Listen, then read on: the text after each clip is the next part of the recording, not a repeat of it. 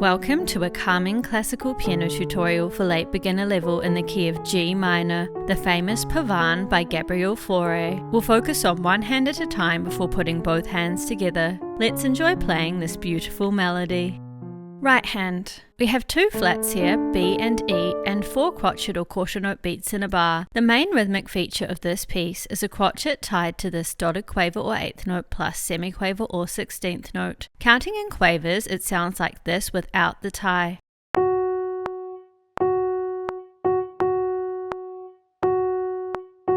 And here it is with the tie added in.